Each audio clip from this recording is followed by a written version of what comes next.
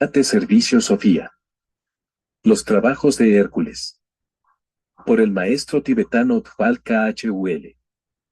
Alice A. Bailey. La gran invocación. Desde el punto de luz en la mente de Dios. Que afluya luz a las mentes de los hombres. Que la luz descienda a la tierra. Desde el punto de amor en el corazón de Dios. Que afluya amor a los corazones de los hombres. Que Cristo retorne a la tierra. Desde el centro donde la voluntad de Dios es conocida. Que el propósito guíe a las pequeñas voluntades de los hombres. El propósito que los maestros conocen y sirven. Desde el centro que llamamos la raza de los hombres. Que se realice el plan de amor y de luz. Y selle la puerta donde se halla el mal. Que la luz, el amor y el poder restablezcan el plan en la tierra. Esta invocación no es propiedad de ningún individuo o grupo en especial. Pertenece a toda la humanidad.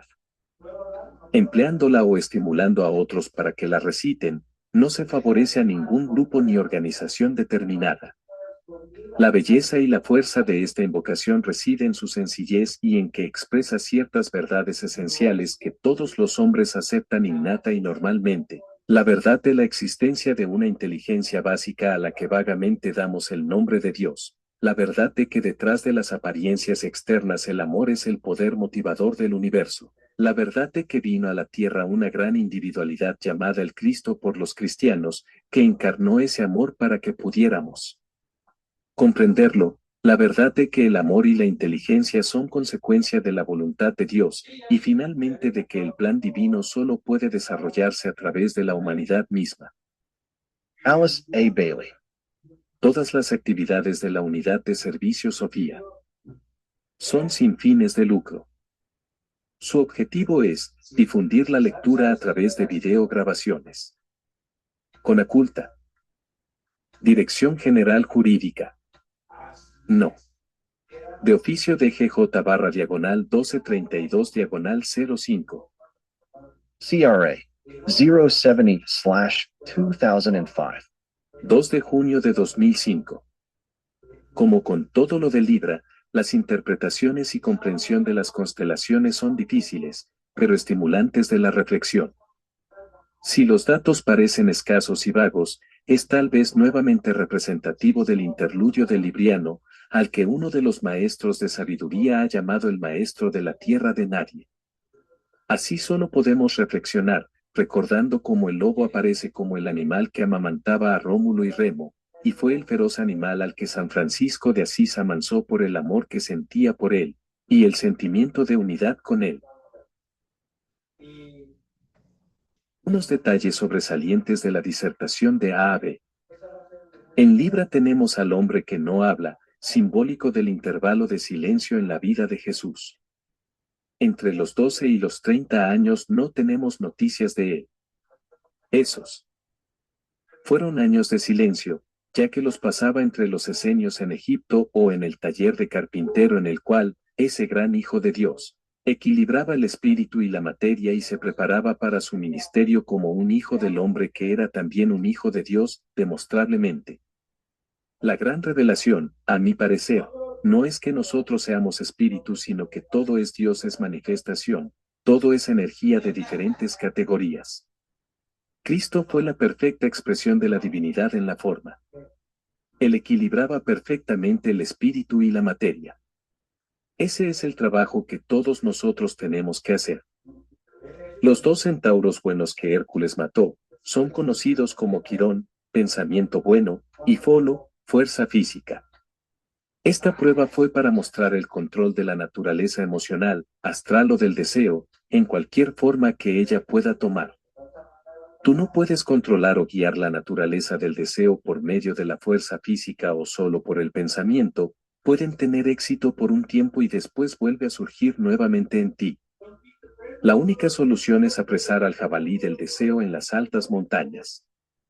Es en la cima de las montañas que ocurren todas las grandes revelaciones, donde la niebla del valle desaparece y llega la iluminación.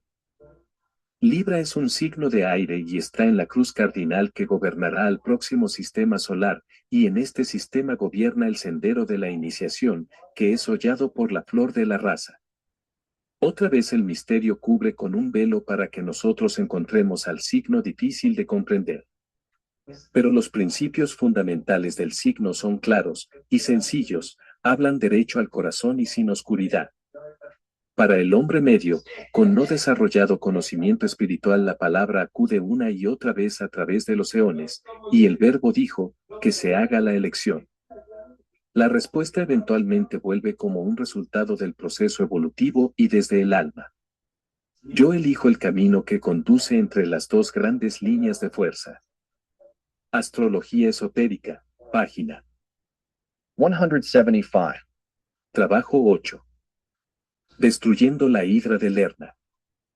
Escorpio, 23 octubre 22 noviembre. El mito asterisco. El gran presidente, vestido de radiante calma, dijo solamente una palabra. El maestro oyó la orden de oro, y convocó a Hércules, el hijo de Dios que era también el hijo del hombre. La luz brilla ahora en el octavo portal, dijo el maestro. En el antiguo Argos hubo una sequía. Amimona suplicó la ayuda de Neptuno.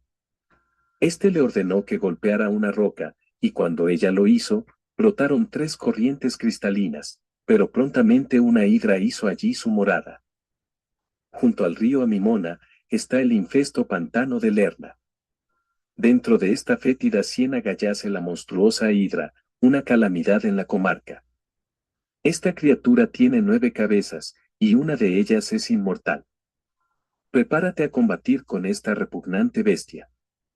No pienses que pueden servirte, medios ordina ríos, destruyes una cabeza, 2 crecen aceleradamente. Hércules esperaba con expectación. Yo solo puedo dar una palabra de consejo, dijo el maestro. Ascendemos arrodillándonos, vencemos cediendo, ganamos renunciando. Ve. Oh, hijo de Dios e hijo del hombre, y vence. Entonces, Hércules pasó a través del octavo portal. El estancado pantano de Lerna era una mancha que desalentaba a todos los que llegaban a sus confines. Su hedor contaminaba toda la atmósfera en un espacio de 7 millas. Cuando Hércules se aproximó, tuvo que detenerse, pues solo el olor casi lo venció. La cenagosa arena movediza era un peligro, y más de una vez Hércules rápidamente retiró su pie temiendo que fuera succionado por la tierra floja. Finalmente encontró la guarida donde moraba la monstruosa bestia. Dentro de una caverna donde reinaba perpetua noche, la hidra estaba oculta. De día y de noche Hércules rondaba el traicionero pantano, esperando el momento propicio en que la bestia saliera. Vigilaba en vano. El monstruo permanecía dentro de su fétida ciénaga. Recurriendo a un estratagema, Hércules sumergió sus flechas en brea ardiendo y las hizo llover directamente dentro de la bostezante caverna donde moraba la horrible bestia. Una agitación y conmoción sobrevino al punto. La hidra emergió, con sus 9 encolerizadas cabezas exhalando llamaradas. Su escamosa cola azotaba furiosamente el agua y el barro salpicando a Hércules. A 3 brazas de altura se levantó el monstruo, una cosa de tal fealdad que parecía como si hubiera sido hecha con los más impuros pensamientos concebidos desde que empezó el tiempo. La hidra se abalanzó sobre Hércules y buscó enrollarse alrededor de sus pies. Él se apartó y le asestó un golpe tan demoledor que una de sus cabezas fue inmediatamente separada. Apenas había esta horrible cabeza caído dentro del pantano, 2 crecieron en su lugar. Una y otra vez Hércules atacó al furioso monstruo, pero con cada asalto se volvía más fuerte, no más débil. Entonces Hércules se acordó que su maestro había dicho, nos elevamos arrodillándonos. Arrojando a un lado su garrote, Hércules se arrodilló, agarró a la hidra con sus manos desnudas y la levantó en el aire.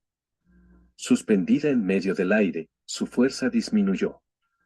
De rodillas entonces, él sostuvo a la hidra alto por encima suyo para que el aire y la luz purificadoras pudieran tener su esperado efecto. El monstruo, Fuerte en la oscuridad y el pantanoso barro, pronto perdió su poder cuando los rayos del sol y el contacto del viento cayeron sobre él. Se esforzó convulsivamente, pasando un estremecimiento a través de su repugnante figura. Más y más desfallecida se hizo su lucha hasta que fue vencida. Las 9 cabezas se inclinaron, luego con jadeantes bocas y vidriosos ojos cayeron flojamente hacia adelante. Pero solo cuando ellas yacían sin vida, Hércules percibió la mística cabeza que era inmortal. Entonces Hércules cortó la cabeza inmortal de la hidra y la enterró, silbando todavía ferozmente, debajo de una roca.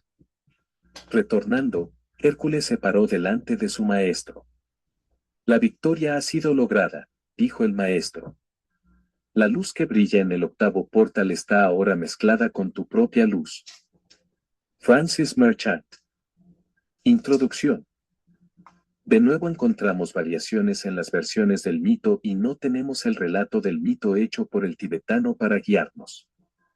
La historia de que la 9ª cabeza era la cabeza inmortal, parece descartada por la sencilla afirmación del tibetano de que eran 3 veces 3 o 9 pruebas. La versión usada por Francis Marchand en el mito, parece más precisa, es decir, que 9 cabezas fueron destruidas y entonces apareció la mística, inmortal cabeza. Además, el relato de que esta gran cabeza fue enterrada bajo una roca da motivo para mucha reflexión.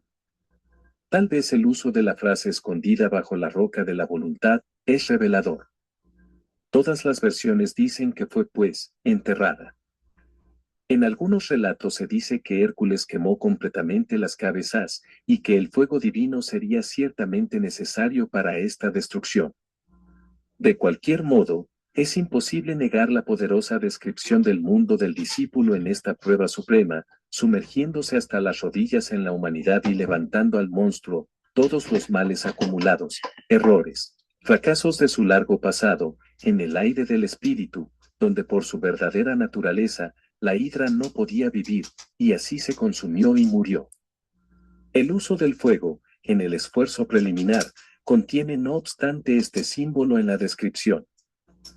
Mientras el sexo, bajo la prueba de la compensación de los opuestos y la doble soberanía de Marte, tiene su lugar especial, el excesivo énfasis de esta sola faceta no es suficientemente inclusivo. Todos los pares de opuestos tienen que ser compensados en este gran signo, un signo avanzado del integrado, consciente discípulo, no un signo sórdido del hombre no evolucionado, como se piensa a menudo.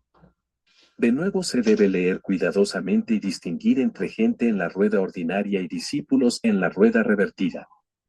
Todo lo cual es presentado para el estudio del lector. Análisis psicológico del mito. A Hércules se le dijo que encontrara la hidra de 9 cabezas que vivía en un pantano inundado de hedor. Este monstruo tiene su contraparte subjetiva. Mora dentro de las cavernas de la mente. En la oscuridad y el fango de los huecos mentales no iluminados, prospera.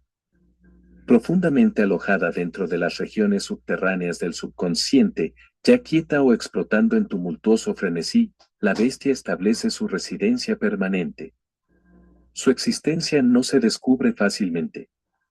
Pasa un largo tiempo antes de que el individuo se dé cuenta que él está alimentando y sustentando a una criatura tan feroz. Las ardientes flechas de la inflamada aspiración deben ser descargadas antes de que su presencia se revele. Combatir a tan formidable enemigo es ciertamente una heroica tarea para un hijo de hombre, aun cuando él sea también un hijo de Dios. Cercena una cabeza, y otra crece en su lugar. Cada vez que un deseo o un pensamiento bajo son vencidos, otros toman su lugar. Hércules hace 3 cosas: se da cuenta de la existencia de la hidra, la busca pacientemente, y finalmente la destruye. Se necesita la discriminación para darse cuenta de su existencia, la paciencia, para descubrir su guarida, la humildad, para sacar los viscosos fragmentos del subconsciente a la superficie, y exponerlos a la luz de la sabiduría. Mientras Hércules luchó en el pantano, en medio del fango, el cieno y la arena movediza, fue incapaz de vencer a la hidra. Tuvo que levantar al monstruo en el aire, esto es, trasladar su problema a otra dimensión para poder resolverlo. Con toda humildad, arrodillándose en el fango, tuvo que examinar su dilema a la luz de la sabiduría y en la atmósfera elevada del pensamiento escrutador. De estas consideraciones podemos deducir que las soluciones a muchos de nuestros problemas vienen solo cuando se logra un nuevo foco de atención, cuando se establece una nueva perspectiva. Se nos dice que una de las cabezas de la hidra es inmortal. Esto implicaría que toda dificultad, con todo lo terrible que parezca ser, contiene una joya de gran valor. Es siempre fútil no intentar dominar la naturaleza inferior y descubrir esa joya. La cabeza inmortal separada del cuerpo de la hidra es enterrada debajo de una roca. Esto significa que la energía concentrada que crea un problema todavía permanece, purificada, dirigida de nuevo y acrecentada, después que la victoria ha sido ganada. Tal poder debe entonces ser rectamente controlado y canalizado. Debajo de la roca de la persistente voluntad, la cabeza inmortal se vuelve una fuente de poder. Las nuevas cabezas de la hidra. La tarea asignada a Hércules tiene 9 facetas. Cada cabeza de la hidra representa uno de los problemas que acosan a la persona valerosa que busca lograr el dominio de sí misma. 3 de estas cabezas simbolizan los apetitos asociados con el deseo, la comodidad y el dinero. El segundo grupo de 3 concierne a las pasiones del temor, el odio y el deseo de poder. Las últimas 3 cabezas representan los vicios de la mente no iluminada, el orgullo, el separatismo y la crueldad. Ver Astrología Esotérica, p. 143 y sig. Las dimensiones de la tarea que Hércules emprendió son así evidentemente claras. Él tenía que aprender el arte de transmutar las energías que tan frecuentemente precipitan a los seres humanos en catastróficas tragedias. Las 9 fuerzas que han producido indecibles estragos entre los hijos de los hombres desde el principio del tiempo, tenían que ser redirigidas y transmutadas. Los hombres hoy en día están aún esforzándose para lograr lo que Hércules tuvo éxito en llevar a cabo. Los problemas que surgen del abuso de la energía conocido como sexo atraen nuestra atención por todas partes. El amor a la comodidad, al lujo y a las posesiones exteriores prevalece todavía con fuerza en la raza humana. La búsqueda del dinero como un fin en lugar de un medio reduce la vida de incontables hombres y mujeres. Así, la tarea de destruir las 3 primeras cabezas continúa desafiando los poderes de la humanidad, miles de años después que Hércules realizó su extraordinaria proeza. Las 3 cualidades del carácter que Hércules tenía que expresar eran humildad, coraje y discernimiento. Humildad, para ver su condición objetivamente y reconocer sus defectos. Coraje, para atacar al monstruo que permanece enroscado a las raíces de su naturaleza. Discernimiento, para descubrir una técnica para habérselas con su mortal enemigo. Destapar el pozo de los bajos deseos y los impulsos egoístas que supuran en la naturaleza subconsciente ha sido el trabajo del moderno psicoanálisis. La técnica más reciente lleva los desagradables datos de los impulsos reprimidos a la superficie, es verdad, pero a menudo se detiene en ese punto. El individuo se da cuenta que un monstruo yace oculto en las áreas subterráneas de la conciencia de sí mismo, pero se siente desconcertado y perplejo tratando de habérselas con este formidable enemigo. Hércules invoca una luz más brillante que la de la mente que analiza. Busca elevar su problema a una dimensión superior, no remover perpetuamente en el lodazal del subconsciente.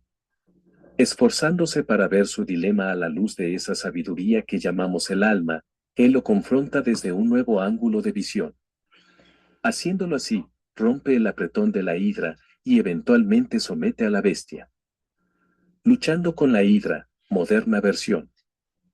Una consideración de los 9 problemas que confronta la persona que busca matar a la hidra en este tiempo y época, deberá arrojar luz en las fuerzas extrañas que trabajan en ese barril de explosivo, la mente humana. 1. El sexo. La gazmoñería victoriana y el prurito psicoanalítico son ambos indeseables.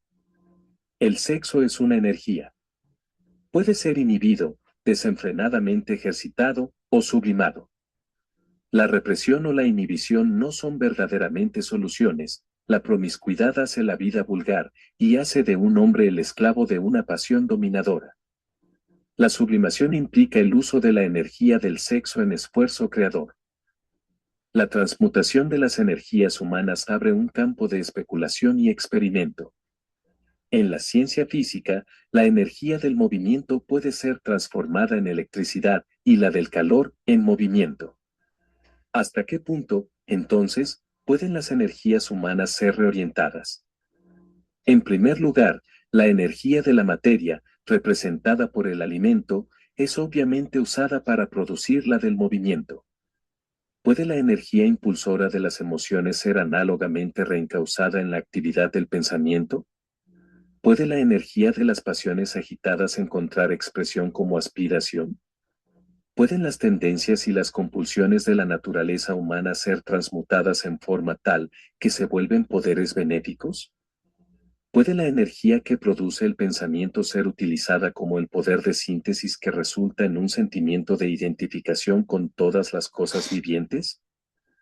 La experiencia de Hércules indica que tales posibilidades existen y que el que someta a la hidra de las pasiones y de la mente separatista debe resolver problemas de esta naturaleza. 2. La comodidad. Un eterno sentimiento de insatisfacción aguijonea al hombre a buscar siempre más grandes alturas de realización. El confort es a menudo un freno sobre tales esfuerzos. Cargado con posesiones y embotado por la seductora sensación del confort, el espíritu se marchita y se debilita. El prisionero de la comodidad se sume en la apatía, olvidando las luchas y pruebas que templan la afilada hoja del esfuerzo espiritual. La voluntad de buscar, la tendencia impulsora de resolver el misterio en la bellota de la vida, es ajena a la inclinación narcisista de hacer del confort un motivo central de la vida. 3. El dinero. La acumulación de dinero es una pasión dominante que yace detrás de las actividades de los pueblos y las naciones. Se hace caso omiso de los valores éticos y morales en el loco esfuerzo por reunir el poder que confiere el oro. Inevitablemente, las elecciones están determinadas por las consideraciones del dinero, antes que por las convicciones espirituales o los principios éticos. El impulso de acumular riqueza es insaciable. No importa cuánta tenga una persona, ávidamente aún desea más. Un deformado efecto de esta forma de distorsión mental es el egocentrismo. El individuo que sufre de esta aflicción, desea muy a menudo recibir todo y no dar nada. El estado del universo está determinado para él por lo que él logra adquirir. Se mira a sí mismo como un punto terminal, y no se reconoce la responsabilidad de otorgar a otros los beneficios que él mismo ha recibido. ¿No son los bienes intelectuales y el tesoro espiritual aspectos de la riqueza que deberían pretender nuestros esfuerzos? Ellos pueden ser compartidos con todos, y el que da todo lo que tiene, se encuentra a sí mismo más rico de lo que era antes. El impulso de adquirir bienes materiales puede algún día ser transmutado en el deseo de acumular conocimiento y la voluntad de adquirir las joyas de espíritu. 4. El miedo. En innumerables formas los fantasmas del miedo atormentan a los hijos de los hombres. Estas formas ilusorias los confunden y los amedrentan, actuando como grilletes en sus pies y como una piedra de molino alrededor de su cuello. Muchas personas se agachan cobardemente cuando son obsesionadas por los agudos miedos al ridículo, al fracaso, a lo desconocido, a la vejez, al peligro o a la muerte. ¿Pueden estos miedos ser eliminados? La experiencia de Hércules sugiere que ellos pueden ser vencidos elevando la conciencia a un punto más alto de integración. Cuando la vida de una persona es reenfocada alrededor de un propósito superior, a las sombras amenazadoras del miedo, se las hace retroceder a la periferia del pensamiento. Mientras los monstruos indeterminados del miedo acechen en el crepúsculo del subconsciente, tendrán el poder de hacer palidecer las mejillas y helar el corazón. Un soldado, intentando derrotar al enemigo, arriesga la vida misma. Una madre, arrebatando su hijo al peligro, olvida sus propios temores. El automovilista, lanzándose autopista abajo a gran velocidad, arriesga su vida y sus miembros por amor a la aventura.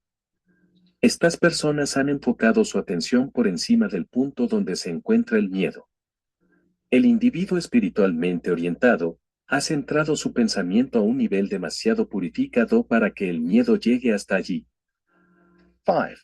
El odio. El odio tiene sus raíces en la negación.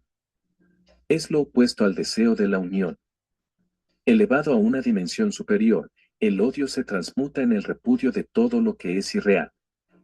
Cuando el odio es despojado de todo contenido emocional, se puede transformar en una energía que causa que un hombre regenere la forma, por el amor de vida que en ella vierte.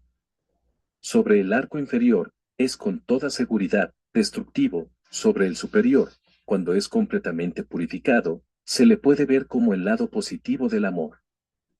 6. El deseo de poder. Durante los últimos 100 años el hombre ha liberado la energía de poder mucho más que la del amor. El resultado es la inestabilidad y el desequilibrio. El poder, cuando no está relacionado con el amor, es una fuerza corruptora.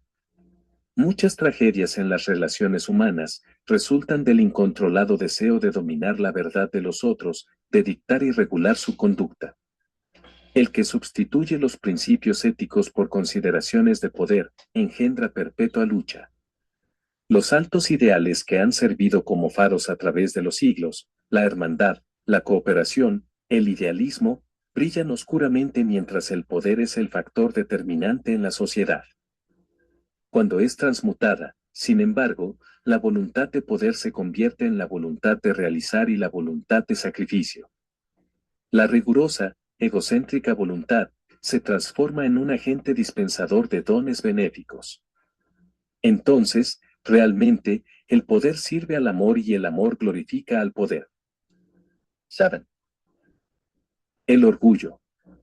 Los muros construidos por el orgullo encarcelan al hombre más cegaramente que los barrotes de una prisión. Sujeto por las pesadas cadenas de pensamientos autoenaltecedores, él mira a los otros seres humanos con condescendencia. Así debilita el vínculo que unifica a todos los hombres en indisoluble hermandad. Colocándose aparte, él se aleja progresivamente, más allá del círculo de las simpatías humanas.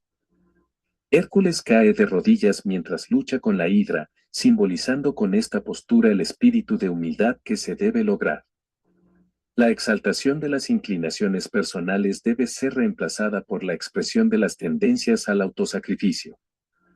8. La separatividad. La mente analítica divide y subdivide, apreciando la parte por encima de todo. Se coloca mayor énfasis sobre las indicaciones de la diversidad que en el hecho sobresaliente de la unidad.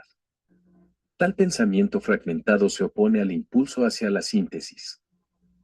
La actitud separatista es más consciente de las diferencias entre los hombres que de las similitudes, concibe a la religión como una serie de unidades antagónicas antes que como una simple expresión del impulso espiritual. Considera la oposición de las clases en la sociedad como más importante que la sencilla humanidad que hace hermanos a los hombres, ve a la tierra como una serie de naciones diferentes antes que como un mundo.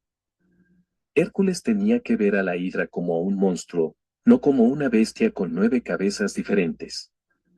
Mientras él buscó separar las cabezas una por una, no tuvo éxito. Cuando finalmente se ocupó de ella como de una unidad, logró la victoria. 9. La crueldad. La satisfacción que experimentan los hombres en herir a los otros es un testimonio de la existencia de tendencias perversas que corroen la mente. El deleite en causar sufrimiento a nuestros semejantes es una enfermedad. Esta repugnante cabeza de la hidra debe ser destruida de una vez por todas antes de que un hombre pueda proclamarse como humanizado. La vida moderna ofrece muchos ejemplos de brutalidad y desenfrenada crueldad. En muchas familias los niños sensibles son reprendidos, ridiculizados y menospreciados por aquellos que rehúsan tomarse la molestia de comprenderlos. Los esposos y las esposas están diariamente proclamando al mundo en instancias de divorcio que ellos son víctimas de tortura mental. Las cortes judiciales y los hospitales muestran evidencias acumuladas del placer irracional que los seres humanos tienen en atormentarse mutuamente. Lo hacemos por entretenernos, dijo un gángster juvenil recientemente, no por dinero. Cuando este monstruo de la crueldad es elevado en el aire a la luz de la razón y la compasión, pierde su poder. La tarea de transformar la energía de la crueldad en la de una activa compasión aún permanece. En dos pruebas Hércules mató cuando debería haber amado, pero en Escorpio él realizó esta transformación, estirpando de su propia naturaleza una tendencia que lo habría perjudicado en toda empresa futura. Tal es el logro de Hércules, psicológicamente hablando, en este trabajo. Ha dado entrada a la luz dentro del oscuro retiro del subconsciente, ha luchado con las fuerzas monstruosas que se revuelcan en el fango subliminal y ha vencido a los enemigos de su propia casa. Un proceso purificador ha tenido lugar, y Hércules está ahora listo para aventurarse en el próximo trabajo, en el que tendrá que demostrar su habilidad para controlar los poderes y potencias de la mente. Aplicaciones a la vida. Condensación de una conferencia de A a B. El de Escorpio es el trabajo que desde ciertos ángulos nos ha preocupado y nos preocupará por largo tiempo porque, a diferencia de Hércules, nosotros no hemos triunfado sobre la Hidra. La mayoría de nosotros está ocupada con los métodos fútiles empleados primero por él en esta prueba. Este es principalmente el problema de la humanidad, pero individualmente estamos tan profundamente interesados en nuestra propia evolución que olvidamos el panorama más amplio. Si alguna vez vamos a trepar la cima de la montaña en Capricornio, debemos perder de vista la personalidad y empezar a funcionar como almas. En mis momentos supremos yo sé teóricamente lo que deberían ser mi actitud y mis acciones, pero sigo confundida. ¿Por qué? A causa de una ley fundamental de que todo en la naturaleza evoluciona secuencialmente, paso a paso, línea sobre línea, precepto sobre precepto. Podría ser una experiencia devastadora si yo limpiara más rápidamente mi personalidad, para que toda la fuerza de mi alma pudiera fluir. Yo sería arrastrada de mis pies por el poder y la luz, la omnisciencia y la omnipotencia de mi alma. No sabría qué hacer con lo que tuviera. Esto no significa que todo lo que tengo que hacer es sentarme y dejar que la ley trabaje, descansar del trabajo y que la evolución me lleve consigo hasta que en cierto momento me realice. Esto significa que en este momento estoy en el campo de batalla, Kurukshetra, y que voy a habérmelas con la hidra en Escorpio, pues es este trabajo el que está preocupando a la humanidad hoy en día. La verdadera prueba de Escorpio nunca tiene lugar hasta que uno está coordinado, hasta que la mente, la naturaleza emocional y la naturaleza física están funcionando como una unidad. Entonces el hombre pasa a Escorpio donde su equilibrio es trastornado y el deseo parece excesivo, cuando había pensado que estaba equilibrado. La mente, que él estaba completamente seguro que estaba empezando a controlar su personalidad, parece no funcionar. A medida que estudiamos a Hércules, nos vemos a nosotros mismos. Recuerda que hay tres cosas que el discípulo debe hacer en Escorpio. Él tiene que demostrar, no a la jerarquía, no al observador, sino a sí mismo, que ha vencido a la gran ilusión, esa materia, esa forma no puede retenerlo más. Hércules tiene que demostrarse a sí mismo, que la forma es simplemente un canal de expresión por medio del cual él se pone en contacto con un gran campo de la manifestación divina. Leyendo algunos libros de religión uno podría llegar a la conclusión de que la forma, la emoción y la mente son todas malas, cosas indeseables de las que hay que liberarse. A mi juicio, es fundamental entender el pensamiento de que si yo me libero de la forma física no tengo medios de hacer contacto con la expresión divina, porque Dios está en mi prójimo, en este mundo físico, tangible, en el que vivo, y que si yo no tengo forma, no tengo ninguno de mis cinco sentidos, le impido la entrada a mi Dios interno de alguna manera. La personalidad no debe ser matada, no debe ser suprimida, debe ser reconocida como un triple canal de expresión para los tres aspectos divinos. Todo depende de si nosotros usamos esa triple personalidad por egoísmo o para fines divinos. La gran ilusión es la utilización de esa personalidad para fines egoístas. Para resumir toda la historia, en este signo de Escorpio, el yo está determinado a matar al pequeño yo, para enseñarle el significado de la resurrección. ¿Qué es la muerte? Hay tres signos de muerte en el zodiaco. Tres grandes muertes tienen lugar a medida que progresamos alrededor del campo de la vida. En Cáncer, tenemos la muerte del ser elemental, es decir, el hombre, para que el ser humano pueda llegar a existir. A través del zodiaco nosotros siempre podemos decir, aquí está la muerte para. Siempre, la muerte es una entrada a una vida más plena, a una experiencia más plena, a un alcance y realización más plenos. Es la muerte de la personalidad para que el alma pueda hacerse cargo de la personalidad y expresar la vida a través de ella. En Piscis tenemos la crucifixión, la muerte de un Salvador del mundo, porque él ha cumplido perfectamente su función. La muerte en astrología puede significar muchas cosas. Tal vez ella puede querer decir que vamos a morir. Esa es una interpretación. Tal vez vamos a morir a una vieja emoción. Ha llegado la muerte.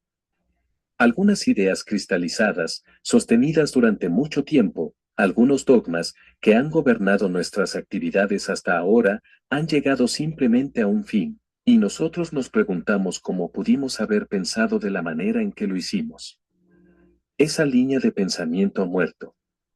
Es valioso lograr el gran cuadro y aprender a interpretarlo en los variados aspectos de la personalidad.